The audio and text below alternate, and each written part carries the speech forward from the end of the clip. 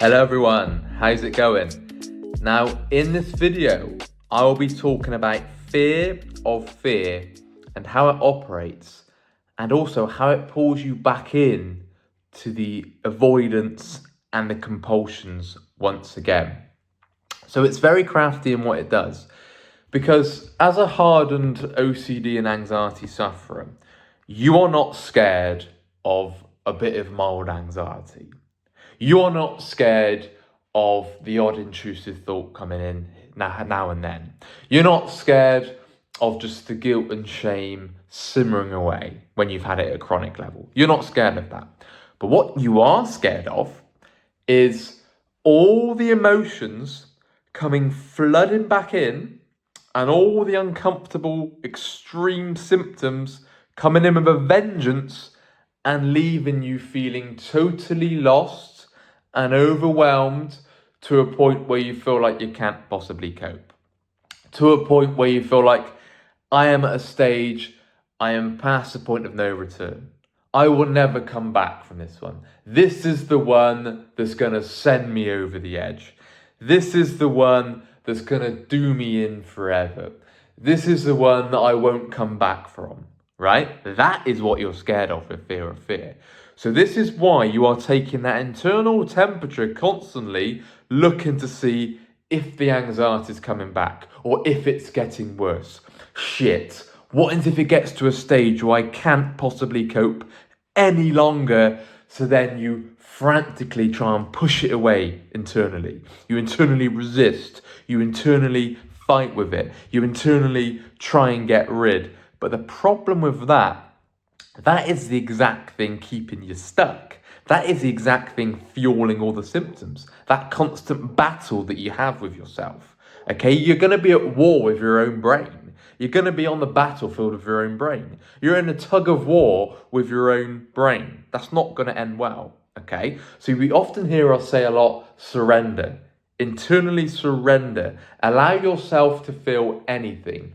True unconditional acceptance is accepting ourselves even when we feel anxious. Accepting ourselves even with all the uncomfortable emotions coming in, rushing through the body, rushing through the veins.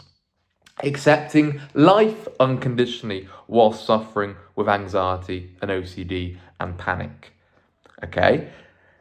It's a free-flowing state, right? You don't have acceptance if every time you feel anxiety or feel the apprehension and the dread and the impending doom, if every time you feel that, you're fighting, you're pushing away, you're battling with it, that is the opposite of acceptance, I'm afraid. That is not acceptance, okay? Unconditionally accepting all the feelings coming in and just surrendering to them. Now, this is why the second book on our reading list, and then the fifth book on our reading list, so the second book is Self-Help for Your Nerves by Claire Weeks, and the fifth book, At Last to Life by Paul David, Anxiety and Panic Free. That's so important, those books, because they get you to change your relationship with all the symptoms, with all the thoughts, with all the feelings. And Claire Weeks uses a great technique called floating and letting time pass. And that really drops the internal resistance to all the uncomfortable sensations, because otherwise you get into that internal fight with it and you don't come off well. You're always going to come off worse with that, okay? And how does that pull you back into compulsions?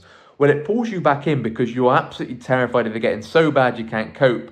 So then you go back to the safety compulsions. You think, oh shit, I'm feeling a bit on edge at the moment. Let's start avoiding again. I can't possibly get triggered. I can't face another trigger. This can't get any worse. I can't cope with this. Oh my God, if I get triggered again, I'm already overwhelmed. I'm already feeling quite on edge. I'm already feeling quite anxious. I can't deal with any more triggers. And before you know it, you're in the avoidance cycle again. Before you know it, you're very subtly seeking reassurance because you're trying to get some kind of certainty. You're trying to get some kind of relief. You're trying to work something out again because you're so scared of it all getting too much. To make real progress on this journey, one big thing that I had to do was be at peace with letting myself feel anything. Okay? I had to be at peace with it all potentially getting too much. I had to be at peace with potentially getting overwhelmed. I had to be at peace that potentially I won't be able to cope with it, right? Because otherwise, I would remain fighting. I would still be fighting right now. I had to drop that control. I had to drop that inner control. I had to start letting go. Because it's an illusion. It's one big bluff. When you really think about it, when you're suffering with OCD, it always feels like you are just drowning, right? When you're in the midst of OCD suffering, it is just, how do I keep my head above water? But when you really look at it for what it is, you feel like you're 5 seconds away from being pulled under every time, doesn't it? It feels like every 5 seconds I'm just going to get pulled under. I'm going to, at my worst, I felt my brain was about to explode. And that if I take any more of this, my brain is just going to erupt, and it's going to explode in the middle of the library, right? In the middle of a football match, in the middle on the train. It just felt like I just couldn't cope with this anymore. But when you look at that impending doom feeling, that feeling we know all too well, that impending doom that I just can't take this anymore, I can't handle this anymore, this is fucking unbearable, all that internal dialogue that was going on in my mind, I then combat that with trying to push it away. And that then led to compulsions. It's crafty how it does that. And before you know it, you're back in again. You're back in that compulsive loop again. You're back in looking for that quick way out.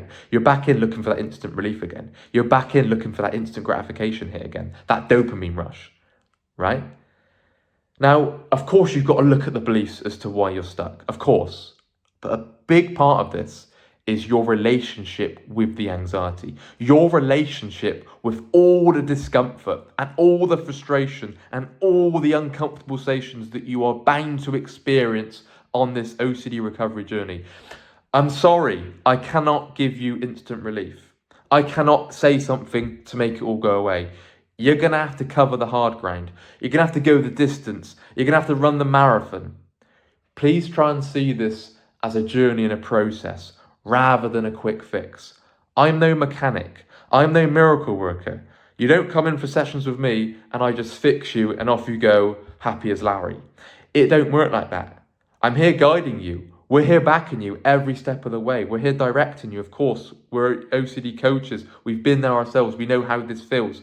But we can't work miracles. We can't just say something like, oh, do this, do that, do this, say this thing over and over again, do this breathing, grounding technique, and then you're sorted. It doesn't work like that, okay? You're going to have to change so many things and make tweaks and gradually pick away at it, gradually picking away, gradually adjusting, gradually shifting our views, changing our outlooks, bringing down the catastrophic thinking, increasing our frustration tolerance, going towards flexible preferences instead of rigid demands, having more compassion for ourselves even whilst we're suffering, not writing our life off due to anxiety, not saying my life is done, my life is ruined, my life is shit, my life is over, my life is completely meaningless now and it isn't worthwhile because I'm suffering of anxiety.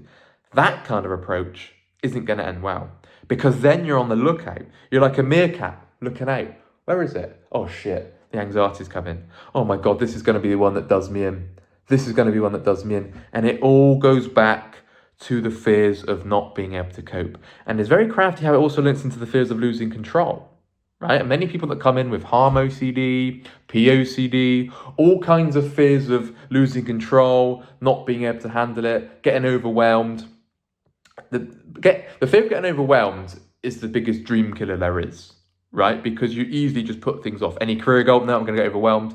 Any kind of adventurous goal that you've got, maybe you want to go traveling, no, I might get overwhelmed, fuck that, right? That just kills your dreams. So take that risk. Life is so short. Life is so short, and it's passing by very, very quickly, okay? So you don't want to spend your miraculous one life that you've got on this planet just in fear of not being able to cope, right? We've got to take the risk, take the leap of faith, and see how it goes.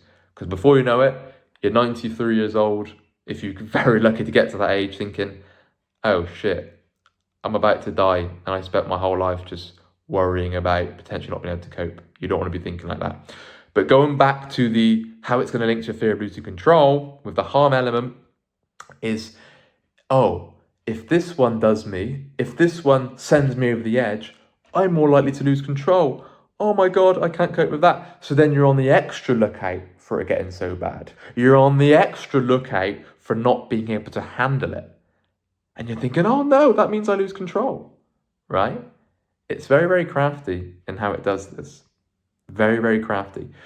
So you've got to be so aware, right? You've got to be so aware of how it's going to work. OCD is always looking to pull you back in very subtly. And this is why time and patience is key, because you get so aware of all the tricks of the disorder, all the complexities of it, all the nuances of it, all the intricacies of it, right? You get aware of all that and you become wise to what it's going to do. You become one step ahead of it rather than it being one step ahead of you. You're like, I see what you're doing now.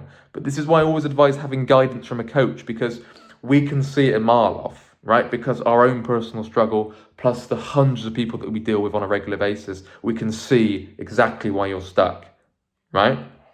Many people come in and go, wow, okay, I didn't realize it was hitting me from that angle. Because it's hard when you're caught up in the emotions, right? When you're caught up and fixated in all the symptoms, it's very hard to see how OCD is attacking you at times. It's very hard to see how it's lashing at times because you're so caught up in the, why is it gone after this? And then you don't forget all the emotions. The emotions are so intense and so severe when it feels like you're drowning, it feels like you're getting pulled under, it feels like you can't possibly live any 5 seconds more.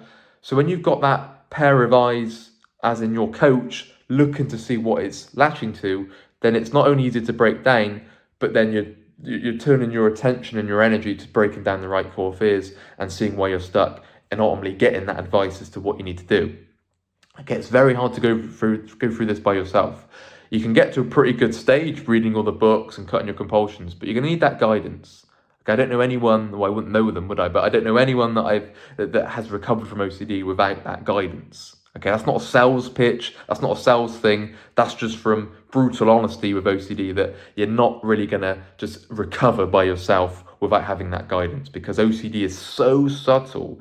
It's so crafty. It's cheeky, right? It's cheeky how it gets in there. It's like, how did you do that? How did you hit me from that angle? And it does that because it's looking for that next thing. It's looking for that next thing that you can't accept. And it's looking for that thing where, if you get triggered by this one, if this one hits you and this one feels different and this one feels real and this one comes in with more conviction and more realness, this is going to be the one that just ends my life. This is the one that ends my life, and that's it. Okay, so it's always looking to do that. It's looking for that next step. It's looking for that next thing to latch to. Okay, it's very, very crafty. So it's breaking that down, breaking away these fears, chipping away at the beliefs that we have around these fears, and ultimately changing our relationship with the anxiety, with the sensations, with the feelings, okay, and seeing it for what it is. Okay, it's just one big illusion. Nobody's saying it's easy. Nobody's saying it's just a walk in the park. Nobody's saying it's a breeze. It certainly isn't a breeze. But once you start seeing that it's just how you're viewing these sensations coming back, and ultimately that constant running away, that constant fighting with it, that's the problem. Okay? And this happens with time. You change your relationship with time. Okay, with the time and experience and ultimately knowledge on the disorder and how it's latching. All right?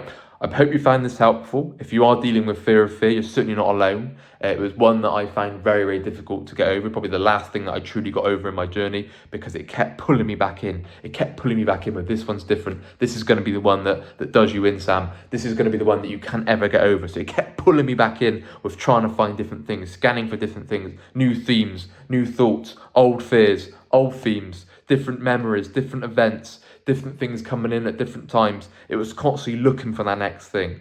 Okay, until you truly change your relationship and ultimately have that unconditional acceptance, so you're no longer fighting it. Okay, super, super crucial. I hope you found this video helpful. You're certainly not alone. If you're interested in one-to-one coaching calls, please email phil@ocdrecovery.com and you can get in touch with me, Sam, Rob, the founder of OCD Recovery, Nick, Momin, Gemma and Elliot, who are all doing one-to-one coaching calls. So please get in touch with Phil and we will book you in as soon as we possibly can on our very busy schedule. Anyway, take care guys, and we'll speak again. Bye-bye.